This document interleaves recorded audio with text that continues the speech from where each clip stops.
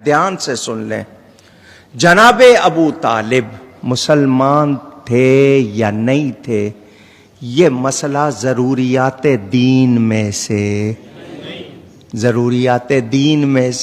نہیں، قطعی اصولی مسئلہ وہ تھے یا نہیں تھے، اس کی بہت تمہیں فکر ہے۔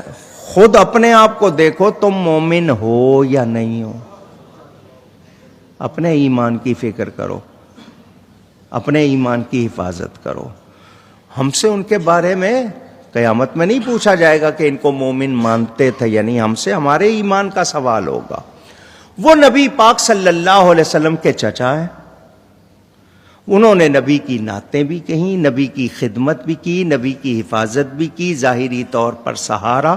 ہم ان کی کوئی بے ادبی کرتے نہیں۔ کوئی ان کو مومن مانتا ہے، اس کا ذوق ہے، مانے، اس پر کوئی اعتراض نہیں۔ جو نہیں مانتا اس پہ اصرار نہیں ہے کہ مانو، ایسا بھی نہیں۔ جو خاموش ہے وہ عافیت میں ہے۔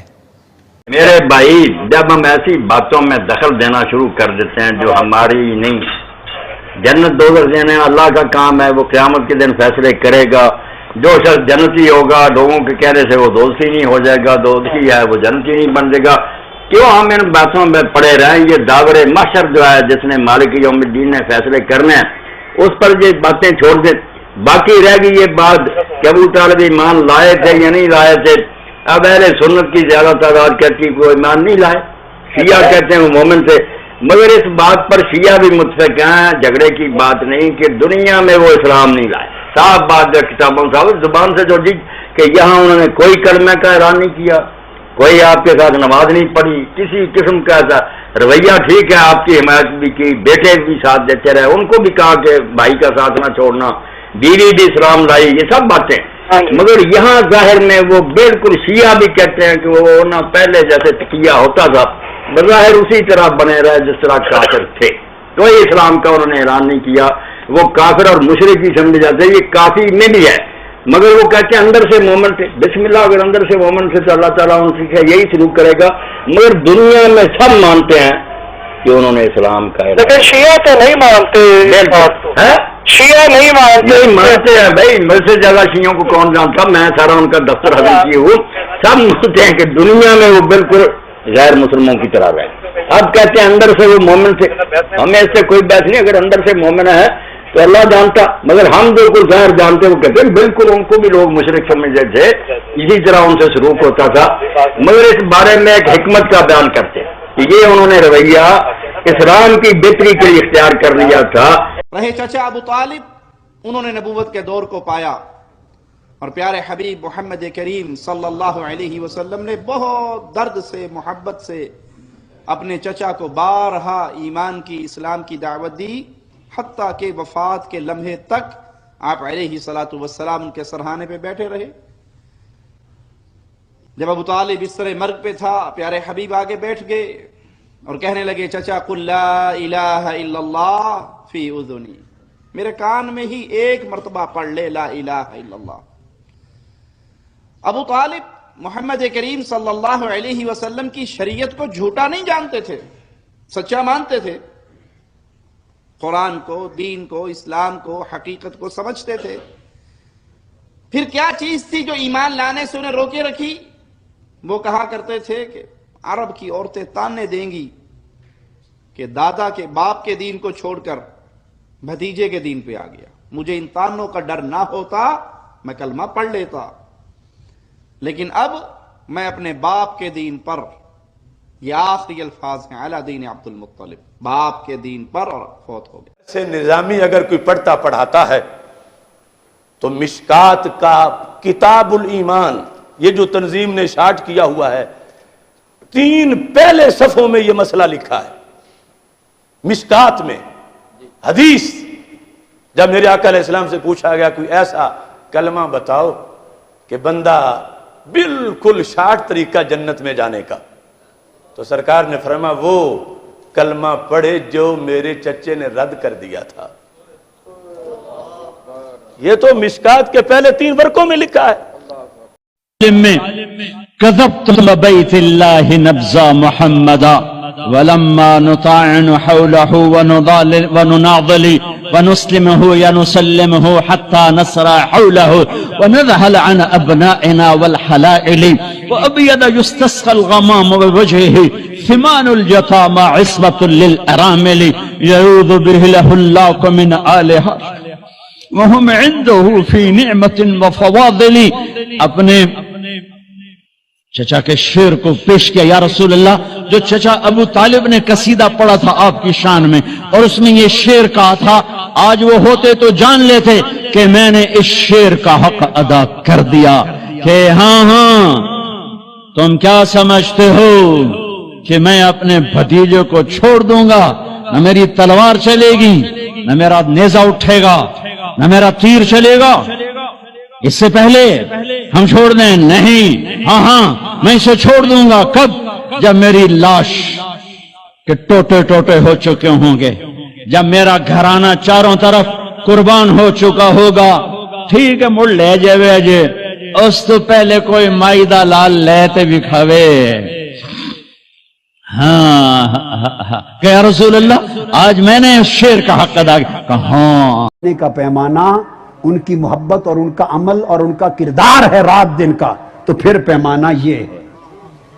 اور اگر پیمانہ کسی کی اپنا منشا اور مرضی ہے تو جو چاہو بناتے پھرو. حدیث میں آتا ہے کہ جب رات کو ہر کوئی سو جاتا اپنے اپنے بستر پر، تو حضرت ابو طالب کہتے، میرے پیارے محمد صلی اللہ علیہ وسلم، آپ بھی سب کے سامنے اپنے بستر پہ لیٹ جائیں. چونکہ لوگ جھانک کے دیکھتے تھے دشمن مخالف، تاکہ ہر کوئی دیکھ لے کہ محمد اپنے بستر پہ سو گیا ہے. تو آقا علیہ السلام اپنے بستر پہ سو جاتے. جب تھوڑا سا اندھیرا، اور خود بیٹھے تکتے رہتے. جب اندھیرا چھا جاتا اور دیکھتے کہ اب کوئی جھانک تانک نہیں کر رہا ہوگا، حضرت ابو طالب خاموشی سے مصطفیٰ کو اٹھاتے، ادھر سے علی مرتضیٰ کو اٹھاتے.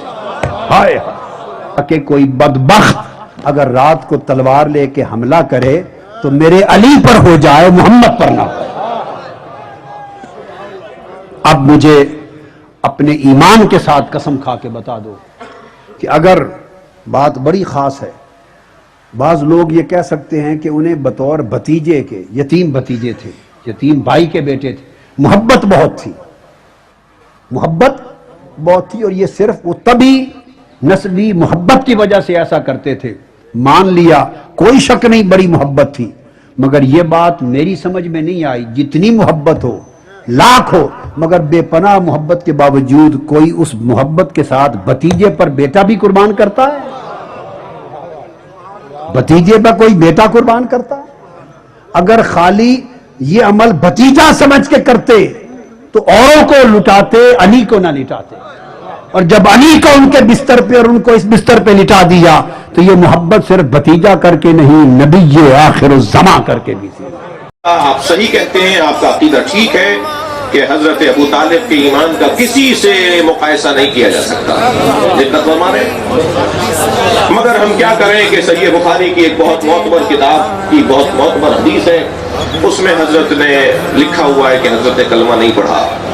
میں نے کہا مفتی صاحب، ہمارے ہاں ایک قاعدہ ہے جو آپ کے ہاں بھی ہے.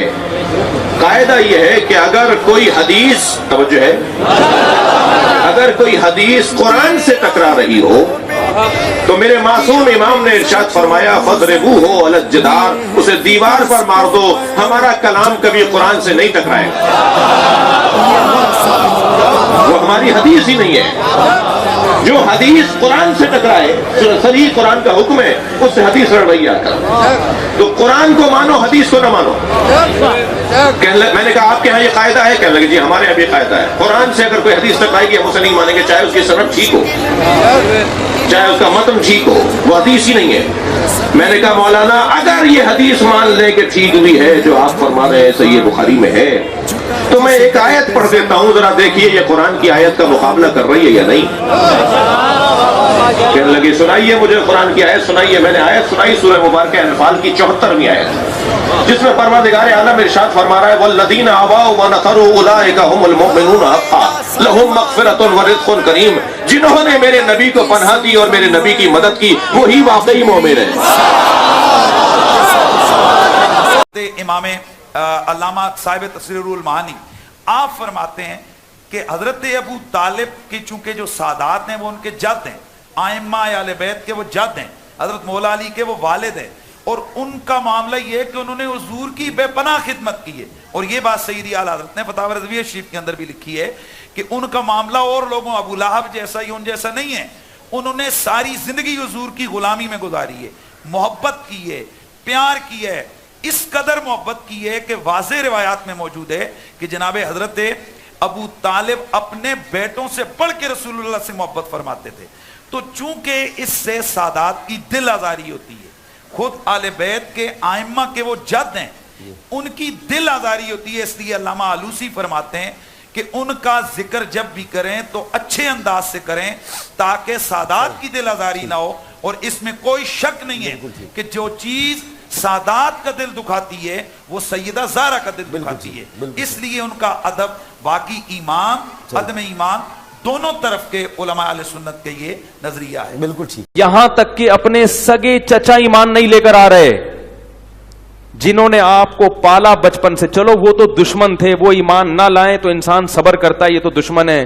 اپنے سگے چچا جنہوں نے بچپن میں پالا، کفالت کی آپ کی، 3 سال رسول اللہ صلی اللہ علیہ وسلم کا بائیکاٹ کیا ہے قریش نے، کھانا پینا بند کر دیا، شعب ابی طالب کی گھاٹی میں بند کر دیا بنی ہاشم کو کہ ان کا 3 سال تک کوئی لنک نہیں ہوگا ان سے، تاکہ یہ رجوع کریں اپنے دین سے. ابو طالب بھی آپ صلی اللہ علیہ وسلم کے ساتھ اس گھاٹی میں بند ہوئے، ایمان نہیں لائے مگر اپنے بھتیجے کا ساتھ دیا. اتنے اچھے چچا لیکن ایمان نہیں لائے. کیسا نبی کا دل کڑتا ہوگا کہ نہیں ہوگا؟ موت کے وقت آ کے نبی نے کہا کہ ایک دفعہ کلمہ پڑھ لیں تاکہ قیامت کے دن آپ کی بخشش کر سکوں، سفارش کر سکوں، آپ کی اللہ سے بخشش کی دعا کر سکوں. کیسا دل مچلتا ہوگا نا. ابو طالب کو خیال آیا کلمہ پڑھنے کا. قریش کے جو سردار تھے انہوں نے ابو طالب کو دیکھنا شروع کر دیا کہ کلمہ، کتنا غصہ آیا ہوگا نبی کو ان سرداروں پہ کہ میرا چچا جس نے میری اتنی کفالت کی، مجھ سے اتنی محبت کی، آج وہ میرے سامنے جہنم کی آگ میں داخل ہو رہا ہے اور یہ کمبخت کھڑے ہوئے اس کو ورغلا رہے ہیں. ابو طالب نے چند اشعار کہے کہ اگر مجھے یہ ڈر نہ ہوتا کہ عرب کہیں گے کہ ساری زندگی اسلام نہیں لایا، موت کے وقت موت کے ڈر سے باپ دادا کا دین چھوڑ گیا، یہ ڈر نہ ہوتا تو آئے محمد آج میں تیری آنکھیں کلمہ پڑھ کے ٹھنڈی کر دیتا. صلی اللہ علیہ وسلم پر ان کا احسان ہے. بخاری مسلم میں حدیث ہے، حضرت عباس نے پوچھا اے اللہ کے نبی صلی اللہ علیہ وسلم، ابو طالب آپ کے لیے لڑتا تھا لوگوں سے؟ اے ناسمیوں کو پھکی دے رہا ہوں، بخاری مسلم میں صحابہ کو بھی کلک تھا کہ سب سے بڑا دفاع کرنے والا نبی علیہ السلام کا ابو طالب تھا. آپ کے لیے وہ لوگوں سے جھگڑتا تھا، آپ نے اس کو کیا نفع دیا؟ بخاری مسلم دونوں میں موجود ہے. آپ صلی اللہ علیہ وآلہ وسلم نے فرمایا کہ اگر میں نہ ہوتا ابو طالب دوزخ کی سب سے نچلی گھاٹی میں ہوتا. مسلم کے الفاظ ہیں میں نے اسے کھینچ لیا دوزخ سے، اب صرف اس کے پاؤں دوزخ میں. کتاب الایمان چیپٹر صحیح مسلم میں شروع میں آپ کو ابو طالب کا چیپٹر مل جائے گا. ابو طالب کو ہمارے نبی کی شفاعت سے فائدہ پہنچا، یہ امام نووی نے باب باندھا ہے مسلم شریف کا کتاب الایمان میں. اب صرف اس کے پاؤں دوزخ میں ہے اور دوزخ کا سب سے ہلکا عذاب ابو طالب کو ہو رہا ہے، یعنی میری شفاعت کرنے کی. حالانکہ کافر کے لیے کوئی شفاعت نہیں ہے، لیکن نبی صلی اللہ علیہ وسلم کی شفاعت ایکسٹرا آرڈنری قبول کی گئی ہے ابو طالب کے حق میں. بخاری مسلم میں موجود ہے. اس سے بات ثابت ہوئی کہ اللہ تعالیٰ بھی اس کو ویسا کافر نہیں مانتا جیسا کہ کافر باقی ہے.